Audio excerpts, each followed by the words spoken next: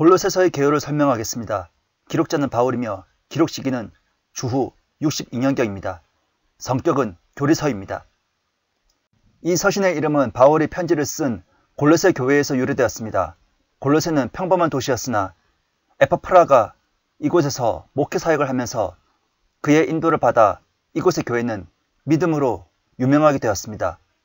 아마도 이 교회는 바울이 에베소에 3년간 머물며 복음을 선포한 결과 에파프라 등이 설립한 것으로 보입니다.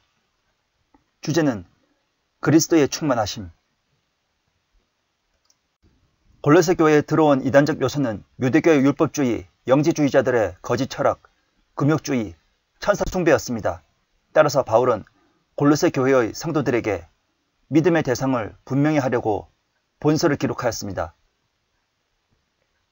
우리의 믿음의 대상은 주 예수 그리스도시며 그리스도는 참 생명이시며 구세주이시므로 다른 것으로는 완전할 수 없으며 그리스도 안에서 새 생명을 얻고 새로운 생활을 해야 함을 강조하였습니다.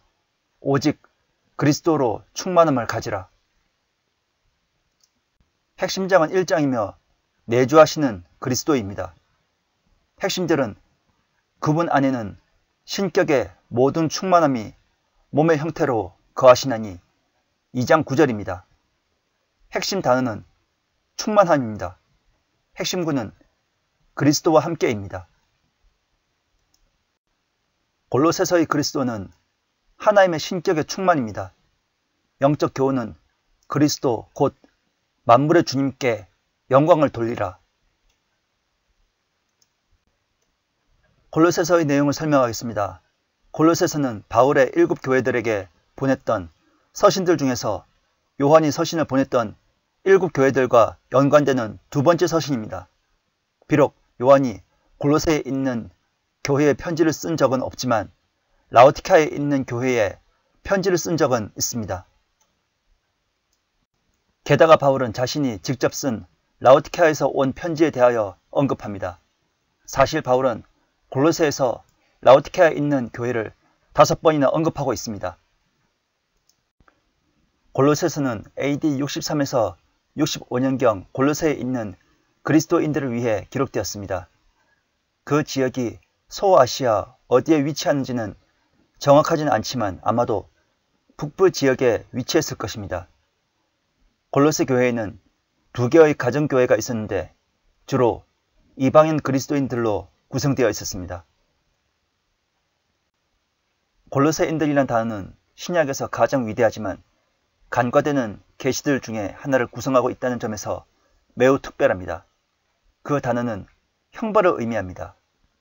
이런 연유로 배교하고 미지근한 라오디케아 교회가 이 책에서 5번이나 등장하는 것입니다.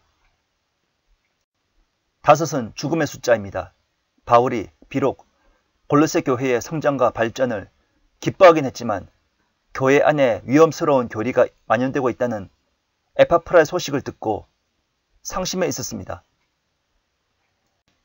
바울은 기본적으로 골로새 교회에 들어온 거짓 교사들의 오류를 반박하기 위해 골로새서를 기록했습니다. 이 책에서는 당신은 무법주의, 율법주의, 은사주의에 대한 부정적이고 비평적이고 비판적인 유죄 판결을 발견하게 될 것입니다. 세속적이든 종교적이든 모든 고등교육에 대해서도 그렇고 이념과 철학자들에 대해서도 그러하며 로마 카톨릭의 종교적인 전통들에 대해서도 마찬가지입니다. 그런데 날, 절기, 할례 그리고 다른 유대적 관습들을 지키는 것에 관한 언급들이 나오는 것을 보아 골로새인은 절충적 율법주의의 영향도 있었습니다.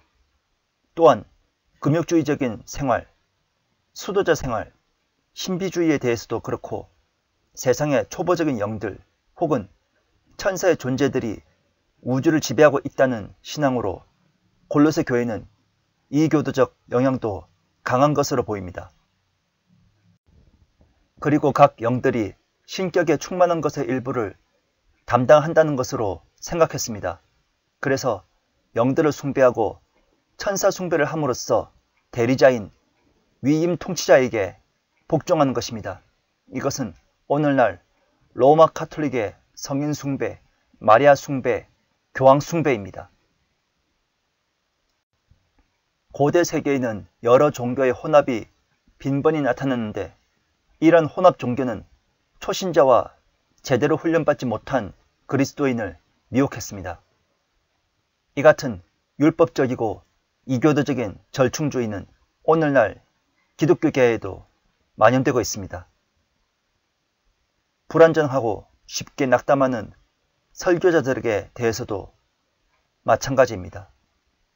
그것으로도 충분하지 않았는지 이방인들이 나옵니다. 그러나 바울은 그리스도 믿음에 위배되는 이러한 위험한 상황에 대하여 반박하면서 우주 안에서의 그리스도의 역할이 온전히 충분함을 강조하고 있습니다. 그는 신성의 충만하심이 다른 많은 피조물들에게는 주어지지 않았음을 지적하였습니다. 하나님과 그의 능력의 충만하심이 그리스도 자신 안에 완전히 다 나타나 있습니다.